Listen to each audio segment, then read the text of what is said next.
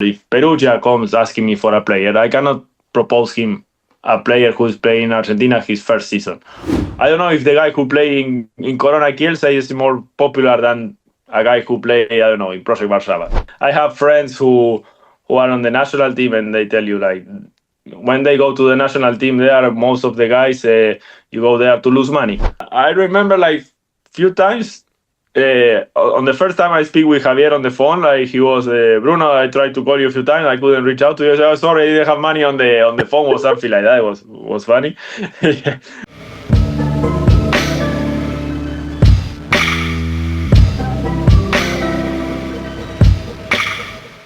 Hello, Bruno. Big thanks for joining my podcast. It's a great pleasure to host you, great pleasure to see you, and hope to hear interesting stories from you.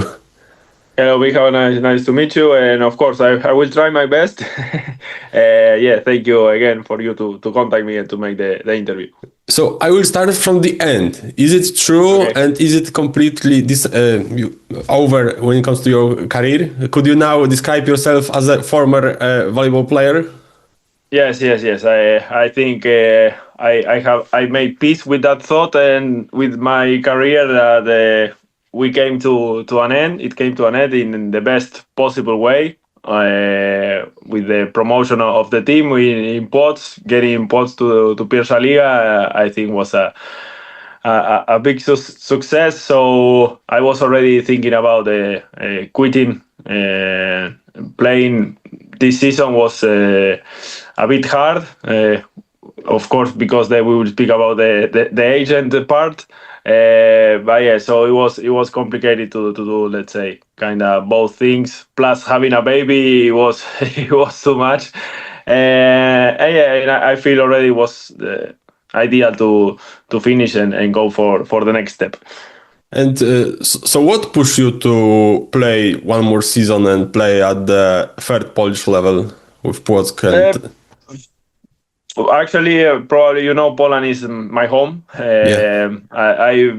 I've been going around the world quite a lot, but always coming back to Poland because my wife is Polish and my baby also, half Polish at least.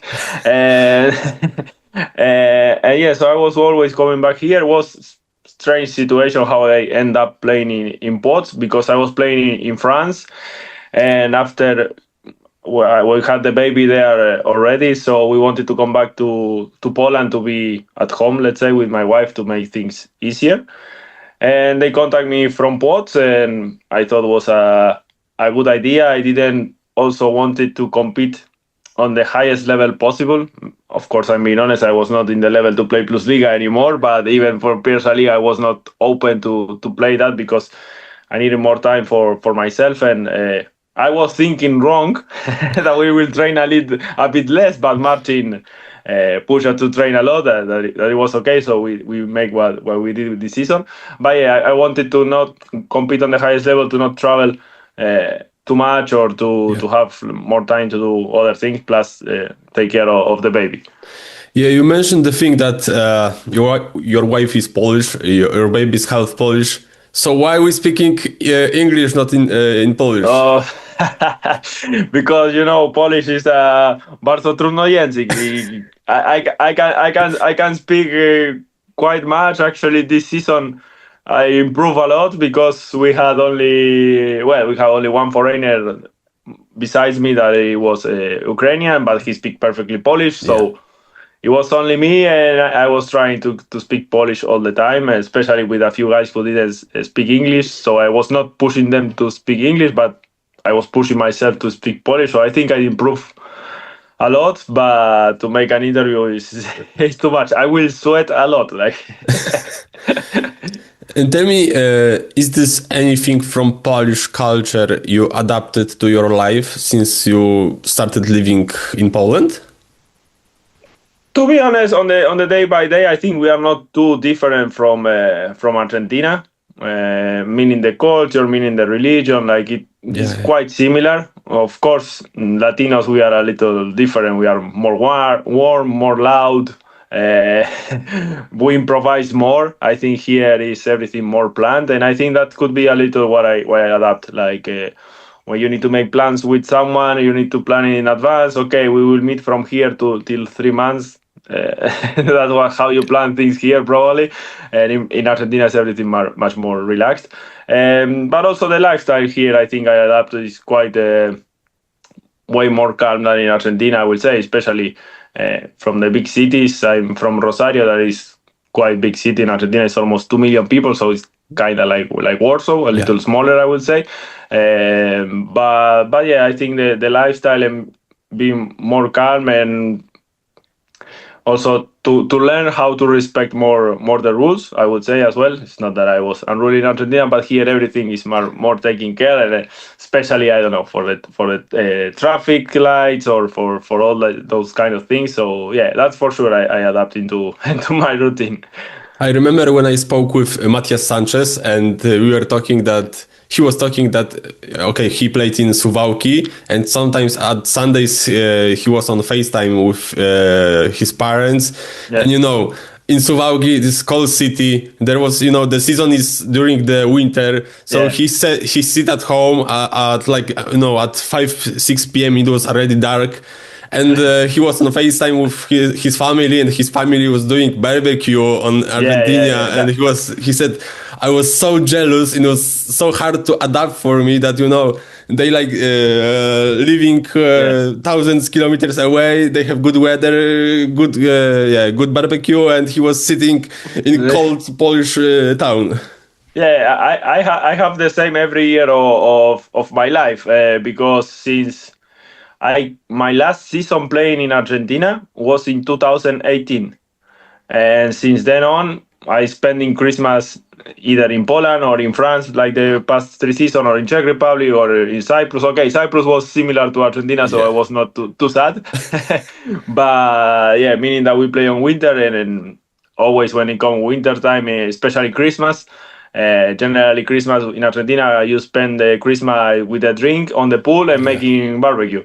So actually that is also a point of saying, okay, I stop with my career, so I have the freedom to go wherever I want, wherever I have the time. Yeah, so that's also like after 22 years of playing volleyball, 18 I think was as a professional. Yeah, I'm ready to enjoy the benefits of not playing every weekend. We will talk also about your time after volleyball, but first I have to ask you about what are the biggest difference between volleyball when you started playing pro and comparing to when you finish. What are the biggest changes, and what was the hardest thing for you to adapt throughout this whole years? Yeah, I would say that now for sure the volleyball, let's see, got always faster, stronger, better. This is normal for every sport to develop in that way. Mostly also I think it has to do a lot with the nutrition, for example, how players take care of all that stuff, besides the technical or the physicality of the leagues. I think that's a big change, because if you see now the age at the players who are retiring is much longer than it used to be. I'm finishing my career almost, I will say, like they say here in Poland, finishing my 37 years, because I will be 37 on July. So physically, I feel that I could play 1 year more, 2 years more. But I think that was not the issue. I didn't have any big issues this season playing. But as I said, like, you have so much player retiring later, and I think that changed because players take care more of their physique, their feeding, their resting. So I think that's a big change since I started playing. Maybe I think players are more aware of that. Before, maybe it was someone who was doing better things than other players, or take care more. But now I think it's much more professional, or more real, that everyone needs to eat good, rest, and if they want to have a long career. Yeah. I remember 15 years ago, the Argentinian league were quite good, quite strong. Yeah. I know that there was some foreigners that were coming to Argentina league, like Zbigniew Bartman, like Samika. There was a few players, but since few years I see I don't want to say the downfall, but but it's downfall for sure. And it's all about the economical problems, or maybe it's related to something else. No. It's 100% related to the economical problems. Before you used to have also like a very big team that it was Bolívar that also was bringing huge foreigners. Shiva played there, for example, Angel Dennis, Daniel Suksho. On the last season, I played in my last season before going abroad, before coming to Efector Kielce. It was played Shivas, as I mentioned, Suksho, Dennis. In UPSN was Evandro Guerra or Demian Gonzalez. In my team, I had Marcos Milinkovic, Yes, Nicola Bruno, Nico Riarte. yes. Besides having big names as a foreigners, you had very good players, that the Argentinian players who were in the national team and playing in Argentina, and not in the national team being young guys. There were already maybe some guys who were already playing few seasons in Argentina and decided to stay there because the level was good. So for us, before when I was young, it was happening something like happened here in Poland, that Polish players don't have the need to go abroad. Yes. Of course, the top players, they go to Italy, to Russia, of course, that yes. But in the general level, I'm speaking, they don't have the need to leave because the salaries here are good, the league is good, so they don't have the need. In Argentina, we had the same in the past, but then the economy fall down like it happened in South America. It is like that in most of the countries. So the league went down a lot. Now they are slowly starting to bring up the level again. Still, a lot of Argentinian guys are going to play abroad, but I think there are two teams who are already investing more money on bringing good foreigners. But there are two teams. Before it used to be, I would say that 90% of the team, they were bringing foreigners. And now maybe are 2-3 who brings, and the one who brings, they are maybe from Venezuela or Colombia, some young guys to develop. Besides UPSN and Ciudad Volley, they bring or good Argentinian guys who are playing there or very strong foreigners. So we'll see. Slowly, maybe they will come back to what it was. And do you think the Olympic medal changed something when it comes to the condition of Argentinian volleyball or popularity of Argentinian volleyball? Unfortunately, no. I have friends who are on the national team, and they tell you when they go to the national team, there most of the guys you go there to lose money because you either have to pay your tickets back to there, or if the guys are not from Buenos Aires because Argentina national team trains there. You need to pay for your own apartment, those kind of things. I don't know if they improve a lot. I think that no, but also on the level of the National League, it didn't change much. Maybe you had some more kids playing in the clubs. Maybe that yes, but on the professional level, I think unfortunately it didn't change much. I remember years ago when I spoke with Luciano De Cecco, I asked him about to rank the volleyball among the other popularity sports in Argentina, and he said that even field hockey is much more popular than volleyball, and I was surprised.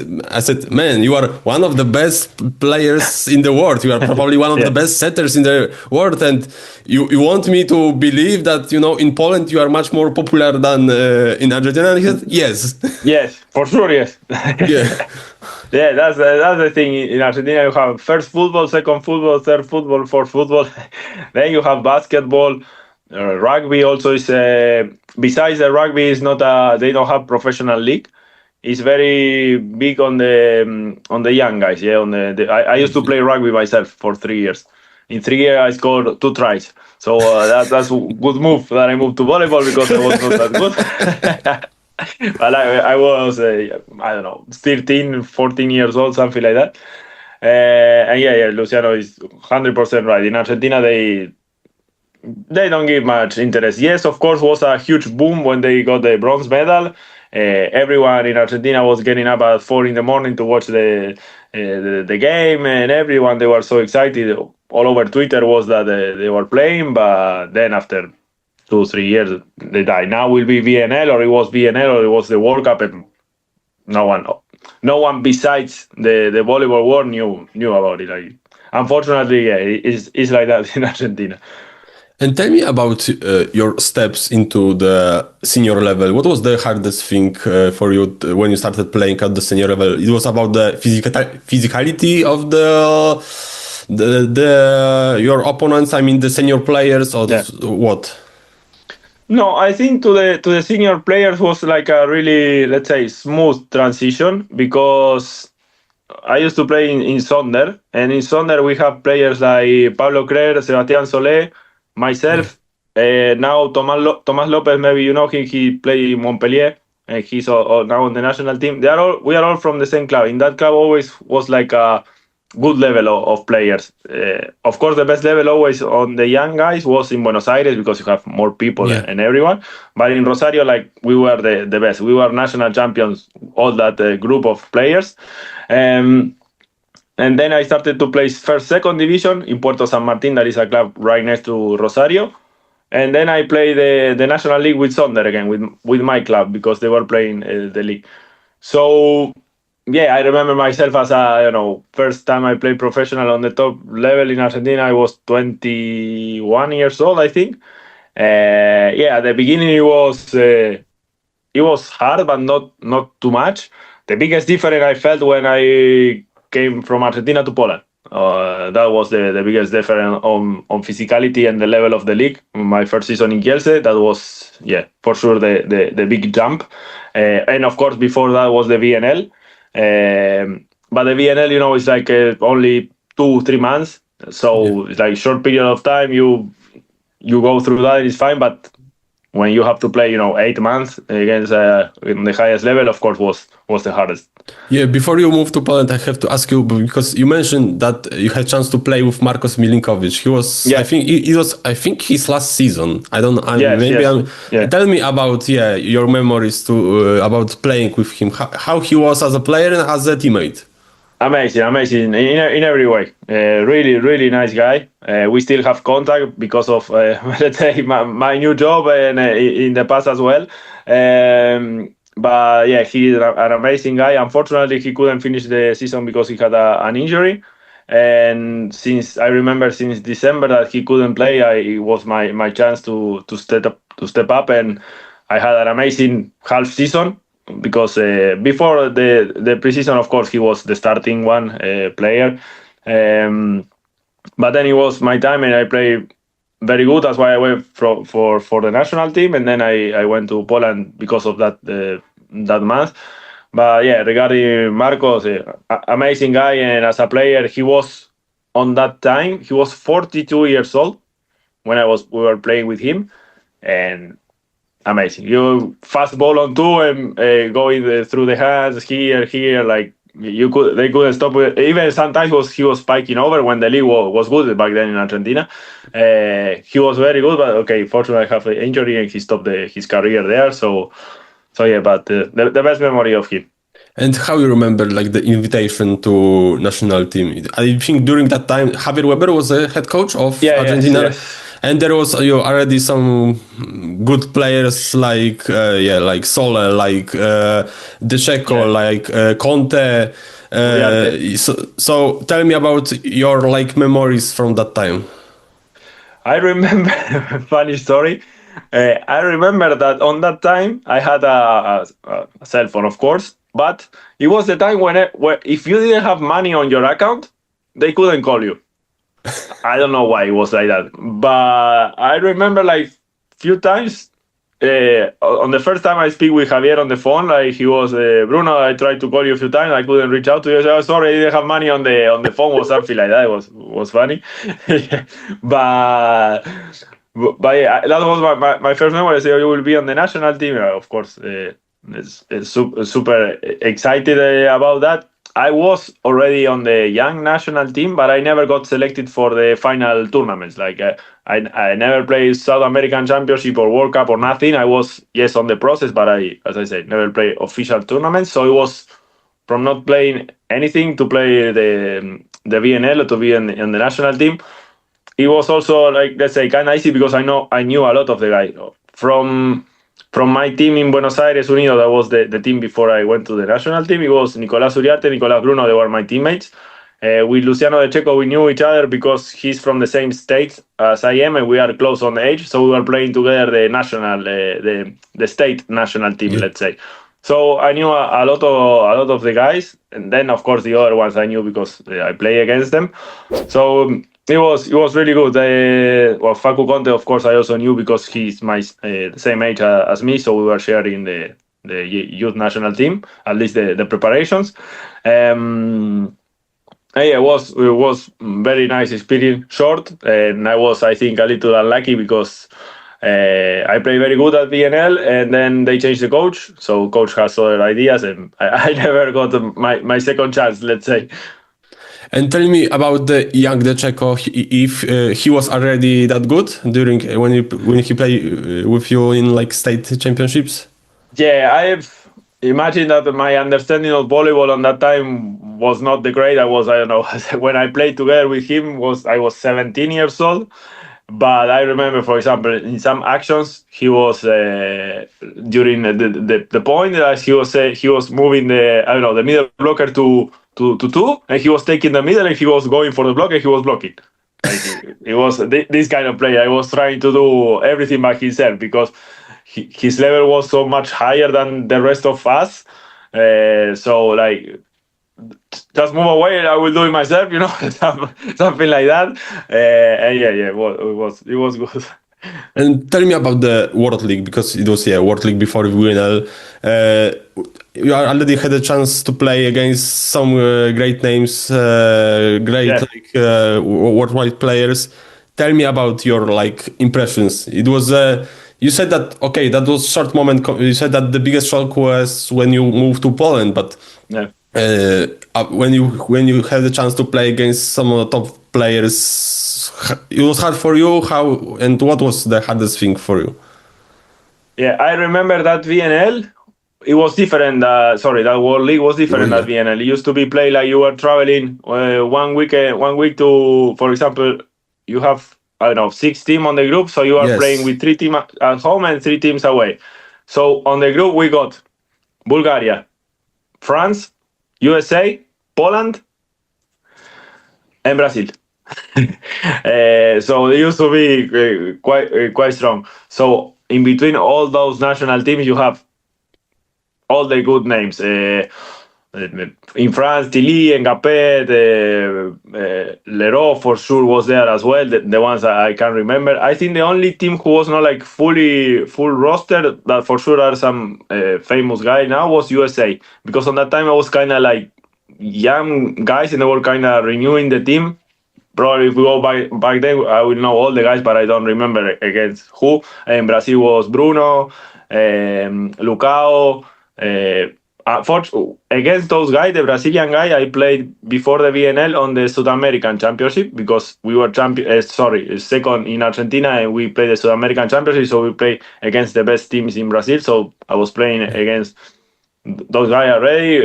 Dante was on the national team as well, amazing outside hitter. Wallace, of course, was there, and then I played against Poland.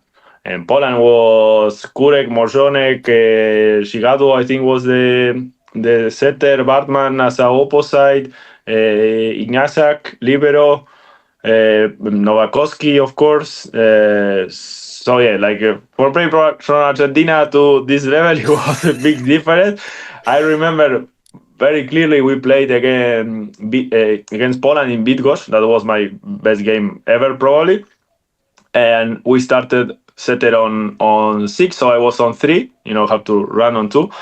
And Kurek was playing outside hitter back then. So I look at the net and I have Morzonek and Kurek. And I look at the Uriarte who was setting the idea. I said, how am I supposed to pass this block before the game? And he said, okay, come on, let's go, focus.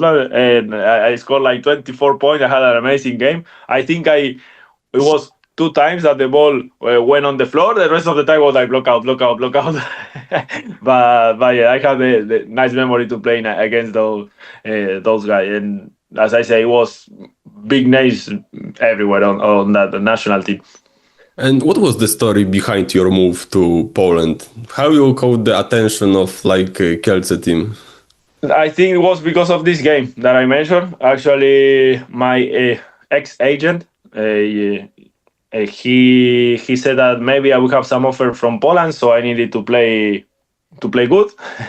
And I did my job, of course. And then he told me that it was this team Kielce. Of course, I didn't know anything about Poland, about Kielce, about nothing. It was not so popular, and you didn't have much on the media, on the social media like it used to be. Maybe it was on Twitter. I don't know if the club has a Facebook page by then, that you can search for information. So yeah, after that game, I think they called me that I have an offer from Effector. I heard something about Saxa back then. I didn't know if it was true or not, but they were looking for an opposite. And I said, okay, I go to Poland. I didn't know, as I said, I didn't know anything about Poland. Of course, I knew the players I play against, but not much more. And yeah, that's how I got the offer from Poland to play here with the VNL. Probably they saw me and they say, okay, yeah, I want this guy. I think, I don't know if at that time or later, but you also had the offer from Radom. I think Czarny Radom also offer you something. When I checked the news from that time. Maybe it could be on the same time that it was Radom. I'm not too sure, because then I remember I saw something on the social media. If I go through my mails, I see I should have the mail of my agent, because it used to be like that, 2013. Yeah. So yeah, probably yes. I don't remember exactly. Okay, you moved to Poland, to Kielce. What was your first impressions? Now, when we talk about both the life aspect and the volleyball aspect. Yeah. I felt like I was a football player in Argentina. Here is like a volleyball player is like, the maximum PlusLiga player is the maximum you can achieve. I'm joking, but of course football players are more famous. Yeah. Right? In Poland, I don't know if you have more famous football players than normal. Meaning, I don't know if the guy who play in Corona Kielce is more popular than a guy who play, I don't know, in Project Warszawa. I don't know. Yeah, maybe. At that point, yes. Yeah. So yeah, first impression was that.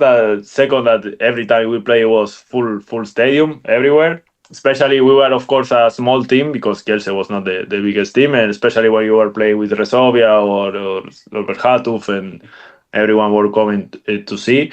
The fans also was like a big impression for me, like positive impression. I was receiving presents and everything. I think I still have them here somewhere at home.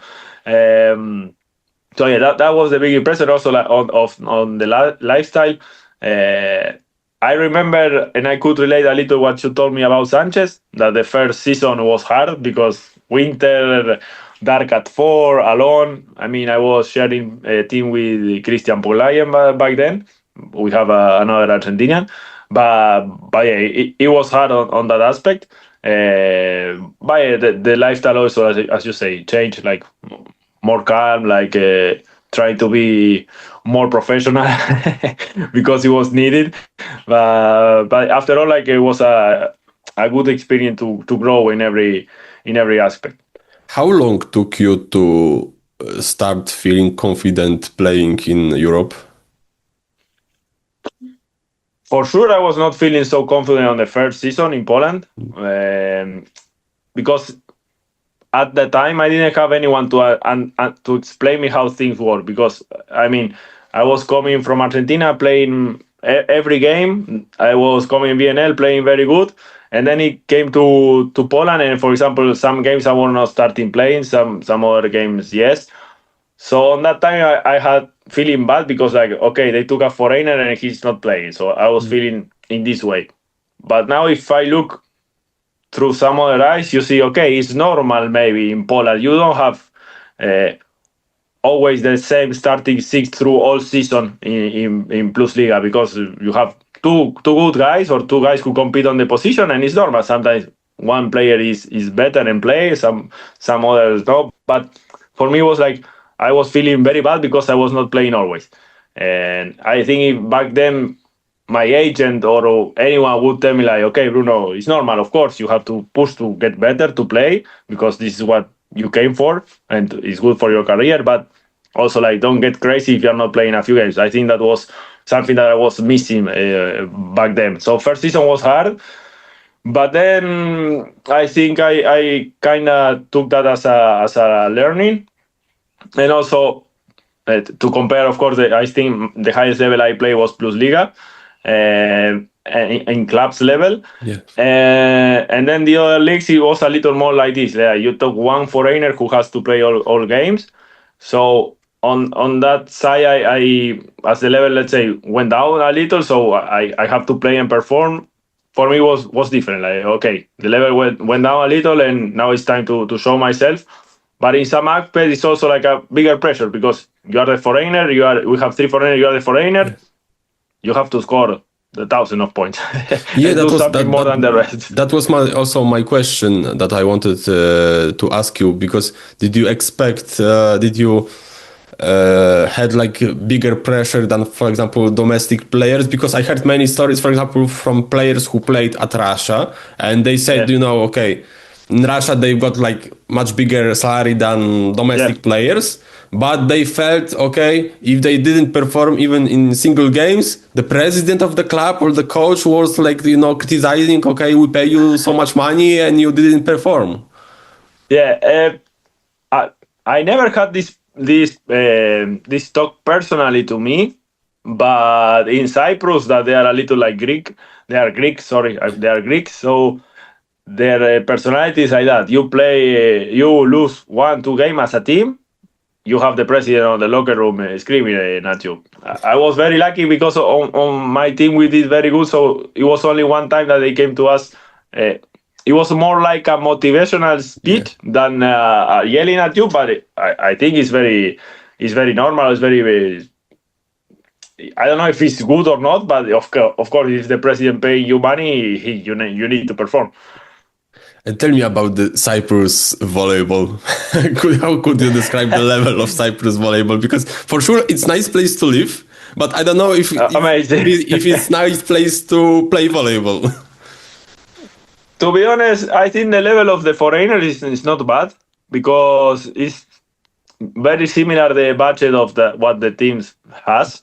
And it's generally are guys who, it was like me, like I play in PlusLiga, or they have played in big leagues. So maybe, I don't know, when I went to Cyprus, I was already 30 years old.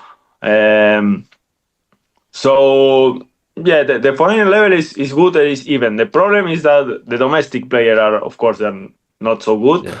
And the team who make the difference is the team who has the better local players. Because on that time they only had 3 foreigners per team, and now it's 4. So back then the level was lower, and actually I played there in Cyprus, and they asked me to stay, but the level of the foreigner will go to 2. And I had already a hard season being 3, and I said, I'm sorry, but with 2 foreigners it will be impossible. I will spike because it was COVID. So right after COVID, they were bringing down the foreigner to make it easier to pay for the clubs, because everyone was struggling financially, of course. And so I said, with 2 foreigners, no chance. And I went to Czech Republic. I was close home. And when it comes to the finance, there was like good salaries there? Yeah, generally, yes. It was something better that I could find on that time, because the season before for me was kind of strange. That's why I didn't have too many possibilities, because it was the season I was in Onico for half season. Yes. And then I went to Częstochowa, which I didn't get zero money from that. The team then disappeared. So I had some feelings, but it was a strange season. So okay, Cyprus. I told my wife, look, we are going to live here next to the beach. Salary was okay. It was more or less that I was receiving in at least on the half part of the season in Onico. So I say, okay, why not? I'm not going down on my salary. Yes, I'm going down on the level of playing, but on the lifestyle we are going 10 step up. Yeah. Also, like, it's something different when you are a foreigner, because something, for example, that you experience here with Polish players, where clubs don't pay for the apartment of the guys. They give you the salary, you have to rent the apartment. Yes. So okay, my salary is this money. But then you have to pay for the apartment. When they hire a foreigner in any other place, it doesn't work like this. So you get your car, you get your food, sometimes you get your apartment. So it's like difference on that part, I think. And tell me about this. Yeah, you mentioned the second time in Poland. I mean, with Oniko and with Częstochowa, because from what I know, you came to Oniko to be like the backup opposite, because I think the opposite were like the injured. And and at that time, Oniko was like the starting to be a very good team. So tell me about that season. And did you did you saw a difference between PlusLiga when you compare the season with Kielce and the season with Oniko at that time? Yeah, for sure, huge. But also because Oniko finished second that season. Yes. On PlusLiga. We with the Factor we finish we get to playoff. We finish 8th. We play with Resovia 3-0, 3-0, 3-0. Dodomu. but yes, there was huge difference, especially like with the team that Oniko has and the other two opposite I supposed to share the position with. They were not 1 step, 10 step in front of me. So, but I learned to learn from that experience a lot, because actually I think I don't know if it was like World Cup or a European game. It was 2018. World Cup. So we were missing through the preseason. We were missing a lot of guys, and we were missing Płock, also and Antigua, who was the coach. They were with the national team. And on that time, of course, we have three opposite and one missing outside hitter for training. So they moved me as an outside hitter. Stefan came and saw me receive a few times. He asked me like, why you never play outside hitter? So for me, imagine come Antigua and tell you why you never play as an outside hitter, man. I was like, give me the reception. I said no, like I played one game in Argentina top league because we have some injuries, and he said, but you could play outside hitter. So all those months I was training reception, things that I never did in the rest of my career. So that's why I moved to Częstochowa and I was playing outside hitter. And on my perspective, I did very good. Of course, I was not the best receiver of PlusLiga, but it was something to learn from. From, of course, not being part of the team or have the chance to play because the level was too high. Okay, I get to learn how to train the reception and to play in PlusLiga as a receiver. And to come back to your question, if it was different before PlusLiga, huge. I think because I came first time 2013 and then I came back in 2018. So that was after winning World Championship. Yes, exactly. So I think there was the boom of PlusLiga. But actually, a lot of guys who I shared the team in Kielce were still playing PlusLiga in better teams. So that means actually that the guys I played with were also good. Bieniek, Staszewski, Orczyk. Wolański, I think also. Who? Nikodem Wolański. He was a setter. Nico. Yeah. Lipinski is still playing. Yeah, and Coach Daszkiewicz, I think. Yeah. And because, correct me if I'm wrong, but in Częstochowa, did you play with Dawid Murek? Yes. I get to play with some legends. Yes. So Milinkovic, Murek. Not bad. So tell me about the Murek, because, for example, when I spoke years ago with Nalbert and asked him about like the memories from playing against Poland, he's mentioned like, I always have trouble to play against Murek. Mm-hmm. Of course, at the time you played with him, he was at the end of the career, but still, we talk about the longevity of the players at the beginning of the podcast, and he's like the example of the guy. Okay, at the 40 could still play at the high level. Yeah, of course, on reception, he was still amazing. On attack, of course, he was solving a lot on the balls, but of course, you couldn't compare. Of course, I didn't see Murek on his prime playing because I was on the other side of the world. But yeah, on the reception, he was amazing. I remember he also had at the end some little issues with injuries, so that's why back then I was playing some games outside hitter, some games I was playing opposite, depending if he was available or not. So yeah, it was a strange season for me, but for sure I learned a lot. I think you have like you were a little unlucky because in Częstochowa you played with in the team that was struggling financially. Yeah. And years later you played in Legia, that also was a team that had some like financial problems. That's why also I was kind of scared to come back to play to Poland. To be honest, it was financially I didn't have the best situation here. Also in Kielce, I remember getting paid my last salary on summer, so it was in August or something like that. So that's why also I was not too pushing too much to come back to Poland, to be honest, because last 3 years I play in France, and in France they have so strict rules that, for example, if a team don't pay, they brought it down. They brought the team down to two categories, and it's not like here in Poland that they may sign, this. You pay for the players that everyone come to say to you, okay, sign this and you will receive the money, and players what they will do. No, I will not sign it. Yes, sign and hope for the money. But for Legia, that's why I left in the middle of the season, because they were having trouble with the money. The experience of Częstochowa was too fresh for me, and I said, like, look, if I'm having offer for some other places, even if the level was not the best, I was already 53 years old, like, I need money to survive. So like, okay, I went to France because of that, and also that I was not too happy not too much focusing on coming back to Poland. Luckily, this season was everything good. That's worth to mention. But yeah, like generally was it was because of that. But.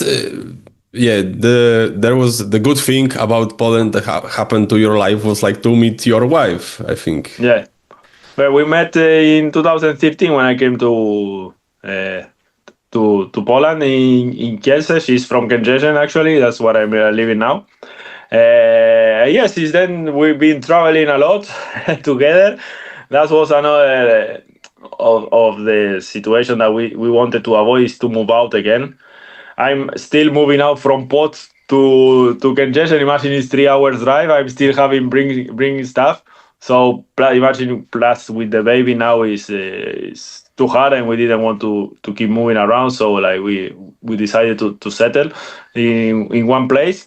And yeah, I have to thank her, because she's been with me since that time in Argentina, in Cyprus, in France, in Czech, on pandemic also. So yeah, she's been a big support for sure. And how is like from the Argentinian perspective to live in Kędzierzyn, Koźle on daily basis? It's very calm. I suppose. No, it's fine. I like it here. We are actually not planning to stay here. That's why I wanted to stop playing, to come down, to focus, to see where we want to live. For sure in Poland, but we don't know where. Luckily, she worked remotely also, so this is a plus and a negative, because we don't need to be anywhere, but where to start looking a place to live. Yeah, so this is the issue. But Kędzierzyn, I like it. Today I saw Shimura on the street. Shimura, no, sorry, Semeniuk. I have the gym here close. I can still go, so it's very calm lifestyle that also I can enjoy. I'm going back to Argentina now for 20 days. There is going to get more busy with a lot of friends going up. So yeah. So tell me about your now, like the new life as an agent. How this happened that you became an agent? I know that your brother is already an agent. He also is a former player, but what pushed you towards that direction? Because many times when I spoke with like former players, during their career, they said, I don't want to work in volleyball anymore. And later they finish up being a coach. And did you even expect, like, did you even imagine yourself as a coach? As a coach, I always I never saw myself as a coach. I don't know why, like, I don't have usually something that you need to feel, like something that is a passion, like to coach, to be still there. Also will be the same lifestyle, because when you are a coach, you have the same lifestyle as a player, like every weekend going to play. So doing that for another, I don't know, 20 years, I didn't want to. I always like when what is the management of sport. I actually make a course in the Johan Cruyff Institute to sport management. I always knew I wanted to be on the management and not inside the court anymore. It could be in any sport because I like all kinds of sports and how they build the team, how how they prepare the contracts. My brother is also a lawyer. My father is a lawyer, so of course I'm not a lawyer myself, but I've been around legal all my life. So yeah, how it started. To be honest, I was in Cyprus in second time I went to Cyprus because I played 2 seasons. I was having some issues with the shoulder, and it was my brother always who was telling me, hey, maybe you can start to be an agent. You have been playing a lot abroad. You have a lot of contacts. And I was always like, okay, we can try. And that season I had an issue with the shoulder, and they told me I need surgery again because I have surgery in 2015. And I was like, I was 33 years old. I said, I'm not going to have a surgery again. Like, if I need surgery, I just finish because when it will took me another 2 years to come back to play, it was no sense.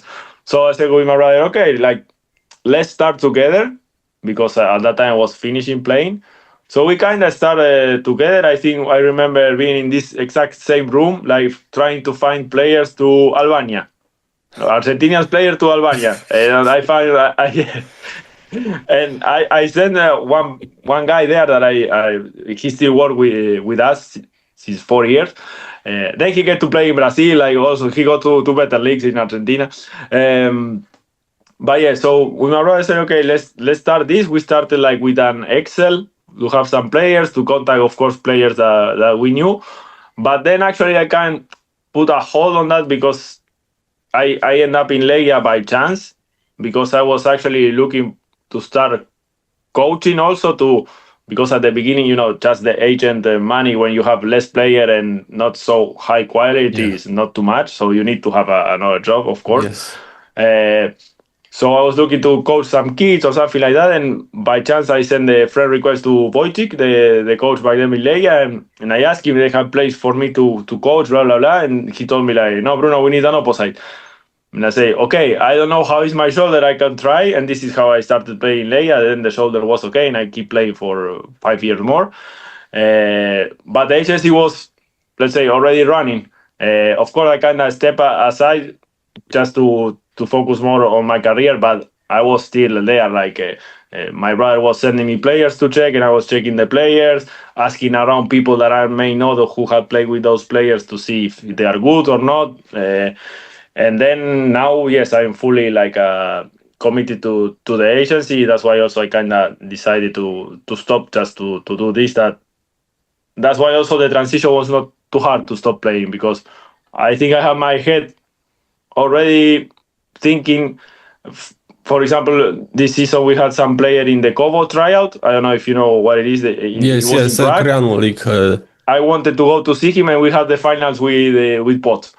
So like, okay, impossible. I play. Yeah. We got the promotion, perfect. But that's I think I was more motivated to that kind of things, to go to see the player and speak with the club, that actually keep playing for another season. And tell me about the beginnings, because you said you had the connections that you built throughout the years of career. You met so many, presidents, other agents, other players. Your brother also played volleyball, but at the beginning, like you said, you were trying to put you put Argentina player to Albania. So I suppose the money wasn't good, even when it comes to the fee to you as an agent. So how hard was for you to build your reputation, your image as an agent? Because there was the Argentinian guy calling you, hey man, I have club for you, maybe you want to come. How was tell me about the beginnings from the agent, because we always, when we look at the agent, we look at, for example, at Matiasevich, because he had all the biggest names, but from the beginning agent life, how is this life look? I think George has a easier easier way, because when he started, it was no agents. Yeah. I think probably that was he told you. Yes. He was in my podcast at the beginning. I listened a little. That's why it was easy. I think easier for him to start building something, because it was not existing agent. For me, it was much harder because, of course, there were already many agents when 4 years ago. It was not long time, but so my first thought was like, okay, I go for some guys who they know me and I know them that they are good, that I trust and they trust me, because in Argentina they know me. I will not say that I'm famous or anything like that, but they know me, they know who I am, and I play with those guys. So I told them, and also something that helped, it was that the economic situation of 4 years ago in Argentina was terrible. The guys were getting paid $250 per month to play in Argentina. And I remember the contract that I found to this player, it was 1,000 euro. So imagine, from earning 250 to earn 1,000. 1,000 euro in Argentina back then was a lot of money. It was also, because I started in December, it was also at this short period of time. I think from December to February, that it finished, this half period of transfer market, I made 700 euro of profit. So it was not too bad. But yeah, the start was hard. But then if you do well your job, you have possibility to grow, and also like you are generating contact all the time. Like year by year, I'm generating more contact.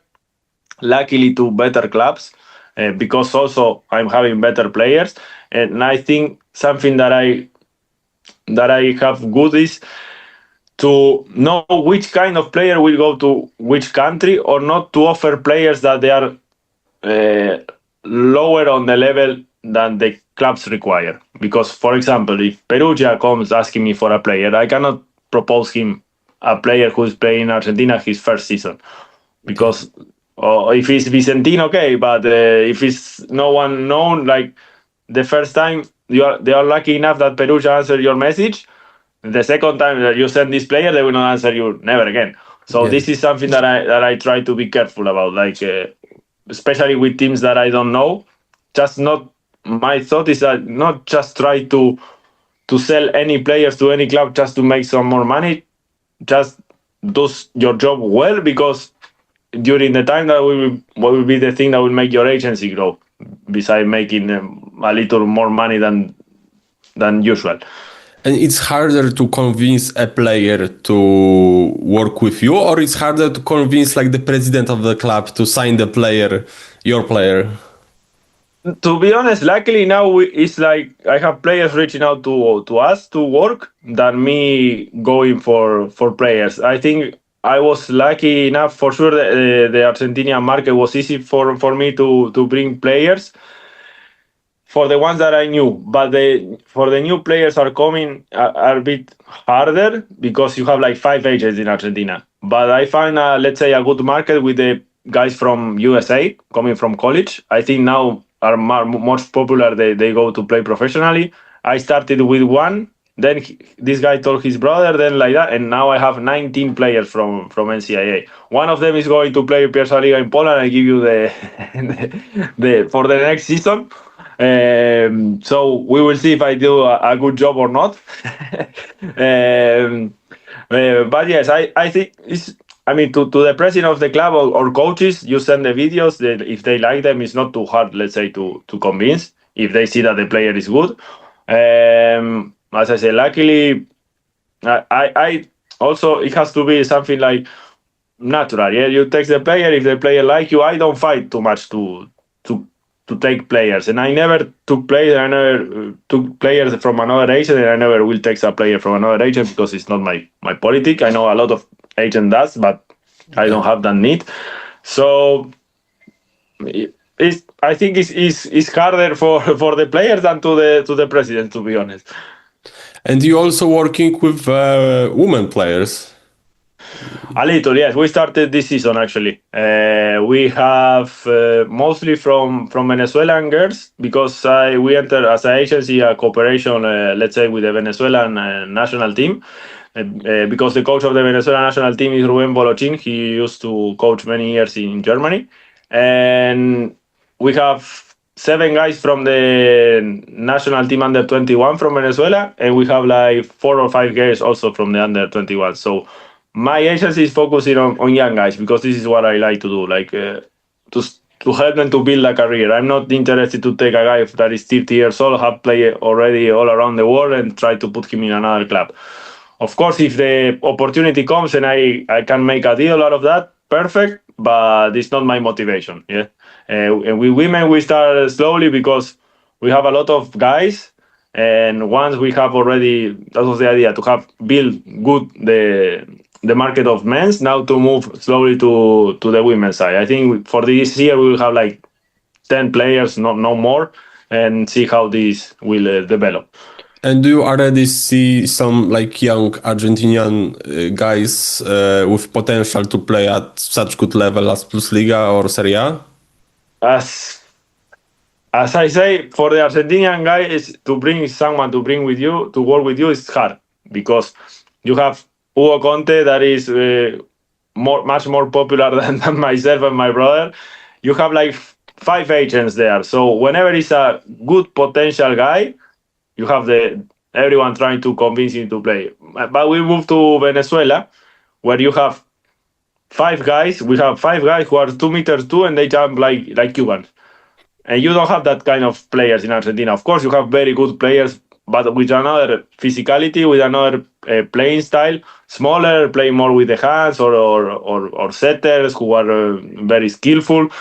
But for me, it would be a waste of time trying to convince 1 player or 2 players out of that characteristic that Argentina may have.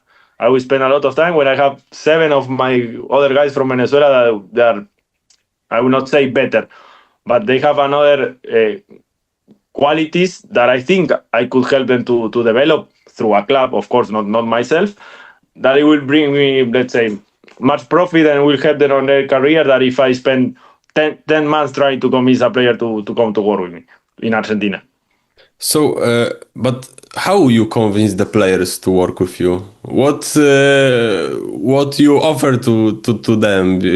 No, it's not like in football. I don't know how other agents work, but in football, because my brother is a lawyer and he had a degree in sport law. So this is maybe would be interesting. In football, the agents offer money to the players to come to work with them. He was telling me that he was in a course, on this course, and he was some FIFA agent, where the FIFA agents in football, they have 2-3 players, not more. Volleyball agent has the biggest agency have awesome. 180. Yeah. So what this agent do, for example, my brother asked, like, he made the same question as you, how you attract it. And he told me, like, for example, for a young guy who's in the national team in Argentina, this young guy asked for $500,000, move all his family to Buenos Aires, a new car, and the new iPhone. Just to the agent to sign with. This is true, eh? Just for the agent to bring them to work. In the volleyball world, that's the world. At least in my agency, I don't have $500,000. And iPhone. At least in the volleyball world, I think what can convince the players to work with me is, let's say, my sports CV. As to say, like, I play in the national team, I play in Poland, I play in France, I play in Czech Republic, so I know a lot of people. Sometimes I mention, like, Javier Huevo was my coach, Antigua was my coach, I had playing in Poland, in top league, so I think that could be something that the players feel that they are interested. Besides that, I'm working with my brother, and he's a lawyer, and he has the FIVB on his name, the FIVB license. And this is what I tell them. I think my brother probably is the only agent who is a lawyer as well. I don't think it's another agent who is a lawyer. That is super important when you come to negotiate a contract. And then it's me on the professional side that I just finished playing. I think I know how a player could feel in any situation, because in my life I've been the starting guy playing every game. I've been the guy who would even touch the court in Onico. So I've been getting paid by the time I end up not getting paid. So I live through all experience that a professional player could have. So I think that is something really positive that we could offer the guy. Yeah, and also, like, of course, you need to sell let's say that you have the contacts, and this is what we say to the player. Okay, we have player here, here, here.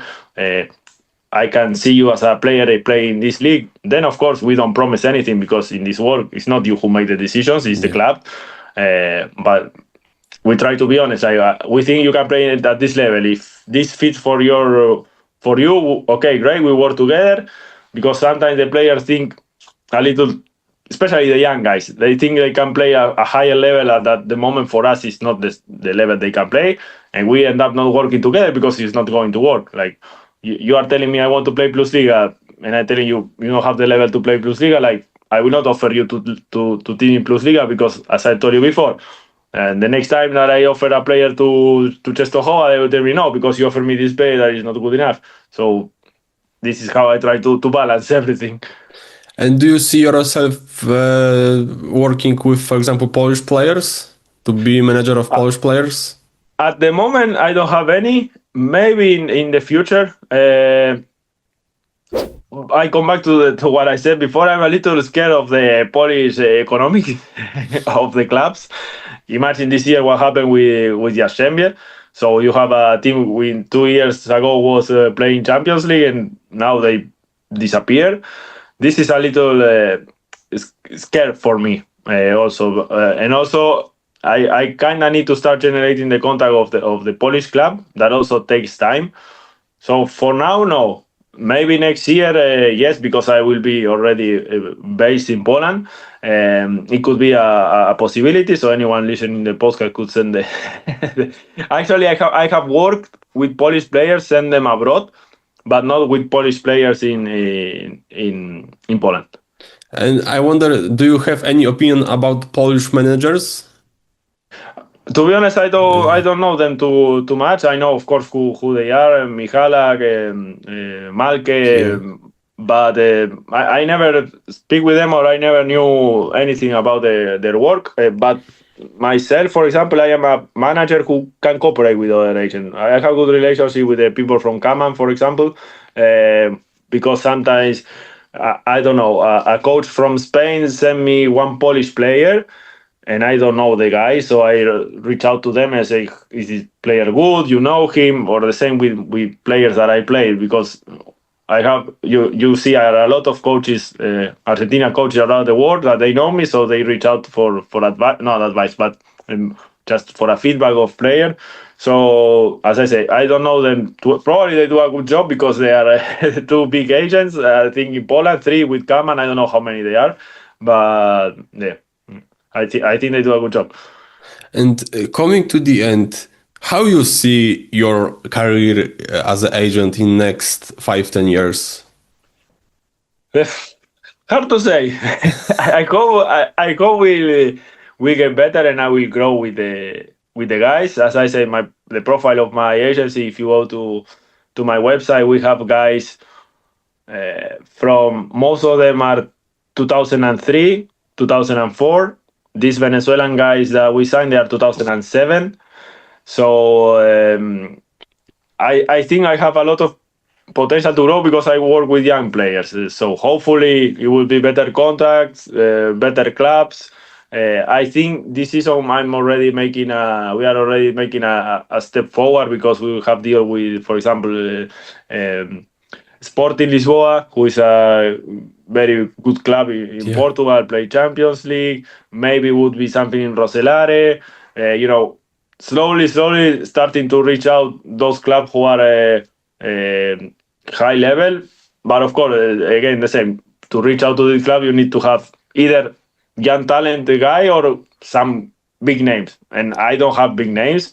Hopefully these young guys will become big names in a few years. Yeah. But yeah, taking it slowly, and I hope he's keep doing a good job, and it will be growing. But it's something that I like. It's something that that's why I stopped playing, because I want to start traveling to see the clubs, because I have some clubs that I work with them maybe for 4 years in a row, and they never saw my face. So it's something that I'm missing as an agent. You need to be there. So that's why I think, besides the financial part that now after 4 years allowed me to stop playing, so I could live on that. It was something missing to go to see the players. I think, you mentioned interesting thing that it's very important for agent to meet like the presidents or the players or the new players personally, not just through the phone or like the Skype or. Yeah, exactly. It's weird because, for example, I have worked with a Argentinian player for 3 years, and I met him only this year because he played in Czech Republic, and I'm from Kansas, and I'm very close to Czech, and I went to see them, to them and to 3 Americans more that I had. So one of them I saw them when I come back to Argentina 3 years ago from the Argentinian guy, and the other one I saw them for the first time now.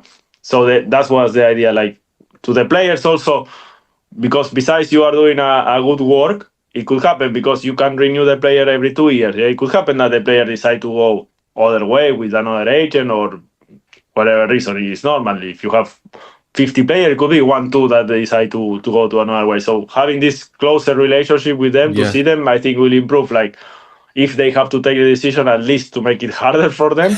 I think it's a big point to see and also with the president, with the president of the club. Because they see your face, they already know you, so they will send you a message, or when you send a message, they are going to answer.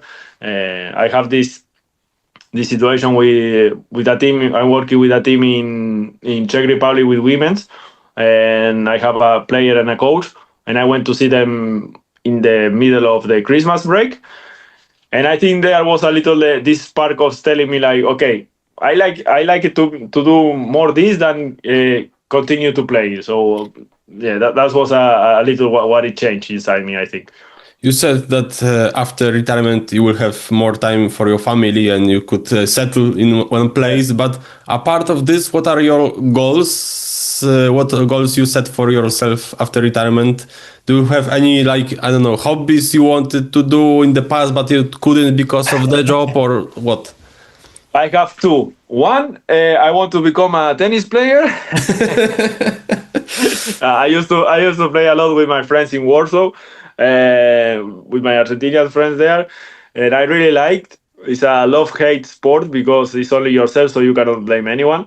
You cannot blame the setter, So I would like to start playing that as a hobby, of course. I said I have 2, and I missed the other one. Yes. So I wanted to ask you about the second one. I missed the. Wait. Well, it will come back to me. But if I remember, I tell you. Yes, not a hobby, but a necessity to buy a house. That's the other thing. That's why we will settle down in Kansas, but I start to look up for a house to buy wherever in Poland. I didn't have the chance before to do it because you are moving all the time. Imagine during the season to come to see a house because you are buying a house, not a car or something important. So like now we settle down here and start to search for a house. It's not a hobby, as I say, it's a necessity. So yeah. And a part of staying healthy, what I can wish to you? To success on the agency. Okay, so I wish you this, and I have to say gracias for interview, for having time for me, because it was a great pleasure to host you, great pleasure to hear your story, your thoughts about volleyball and agency life. So, and I wish you all the best in your new life, afterlife. Thank you, and thank you for your time again. And probably we'll see you around because, as I say, I'm going to be in Poland. I'm going probably tomorrow to Płock to see the game of the Poland national team again. So yeah, thank you, Michał, for your time, and good luck to you too.